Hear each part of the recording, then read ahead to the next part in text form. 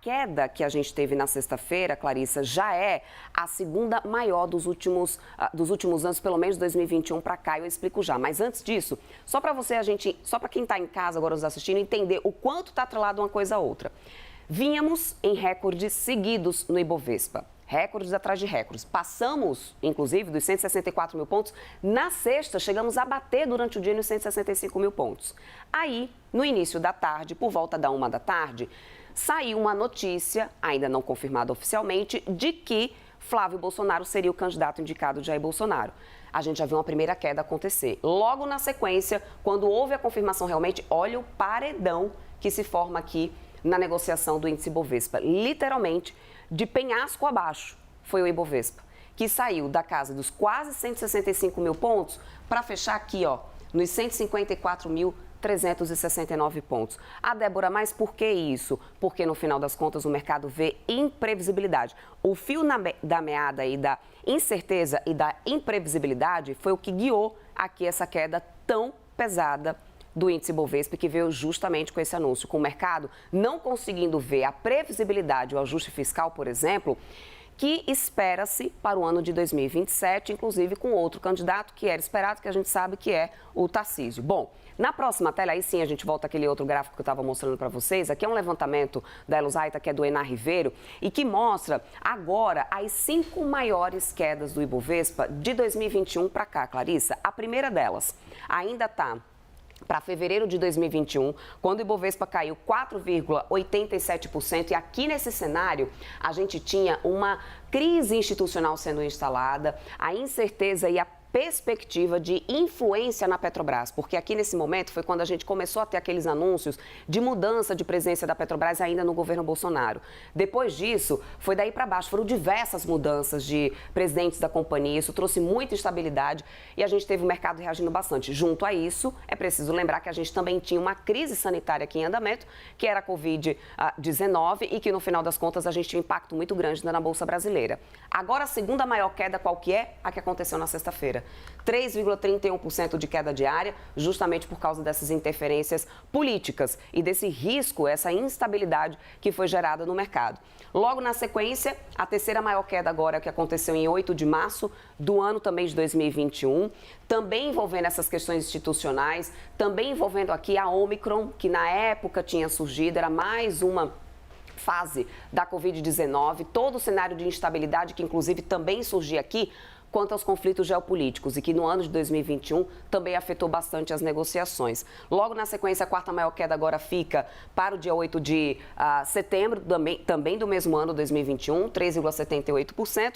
Por fim, 26 de novembro, quinta maior queda agora do dia, em um dia do Ibovespa, 3,39%, também ainda no ano de 2021. Também com risco político aqui, ou seja, todas essas 5 principais quedas, a gente tem um fio da meada que guia essas principais quedas, tanta aversão ao risco, como a gente costuma falar, quando o investidor fica avesso, ele não quer se arriscar, ele quer se proteger. Tudo isso aqui é guiado por uma coisa chamada imprevisibilidade, Clarissa. E tem um componente aí, né? Porque a gente tem esse anúncio da candidatura ou pré-candidatura de Flávio Bolsonaro, né, Débora? Mas tanto no meio político quanto a gente vê também no mercado, é quase como se a coisa não estivesse convencendo muito. Então, esse ceticismo acaba se transformando em insegurança. Porque fica aquela coisa, mas será que eles vão mesmo com Flávio Bolsonaro? Porque os resultados, as pesquisas, em tese, não justificariam esse movimento, pensando no potencial eleitoral, perspectiva de crescimento na comparação principalmente com o Tarcísio de Freitas. Ou é só uma coisa de decepção? O mercado estava lá já namorando Tarcísio de Freitas e está arrasado porque talvez não seja ele. Eu não sei, na política, o que a gente ouve? Só para trazer um elemento para você trazer o seu olhar para a gente, Débora. Na política, o que a gente escuta?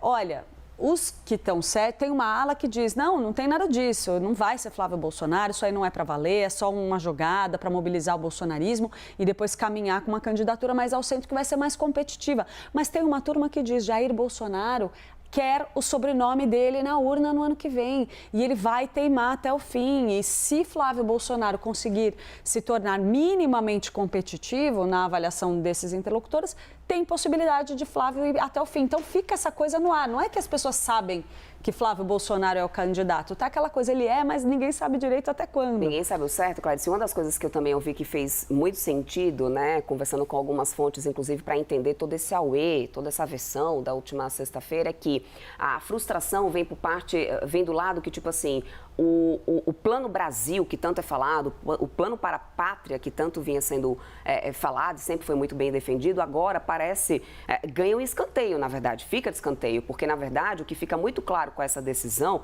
política é de que existe uma disputa para a permanência na dominância da direita no país, a dominância ainda da família, como você muito bem falou, e essa percepção também chega ao mercado. Só que junto com essa percepção, há incerteza quanto a gente conseguir ter qualquer tipo de ajuste fiscal para 2027, porque não há nenhum tipo de previsibilidade do qual que seria o ajuste feito por Flávio Bolsonaro, qual que seria o plano econômico dele, qual que é o perfil nessa situação. Não há clareza sobre isso, seria algo inusitado, ninguém estava esperando essa movimentação, por isso essa movimentação tão grande que a gente viu, o que é um cenário um pouco diferente, que vinha se desenhando em relação aos outros candidatos mais para o centro. Então, é essa falta da previsibilidade do que pode vir no cenário econômico, na capacidade de um ajuste fiscal real em 2027 e a preocupação muito mais de poder do que com ajustes realmente técnicos que precisariam ser feitos na economia, que fez com que o mercado começasse a precificar isso de uma maneira tão rude. E além disso, né, a gente também tem a ata do Copom já de olho nesse cenário de 2026, nesses riscos políticos do cenário de 2026, que já tem sido acompanhado pelo Banco Central, porque ele entende, o Banco Central, a autarquia entende que isso tem interferência sim. Foi o que aconteceu na última sexta-feira, porque não foi só, a gente está falando aqui de Bovespa o tempo inteiro, viu, Clarissa, mas a gente também teve o dólar disparando. A gente teve uma alta de quase 2.000% do dólar na sexta-feira. Se a gente está falando de dólar alto, gente, a gente está falando de comida mais cara, a gente está falando de inflação. E isso não só tem um impacto no capital político, como, obviamente, tem impacto nessa trajetória da política monetária do país.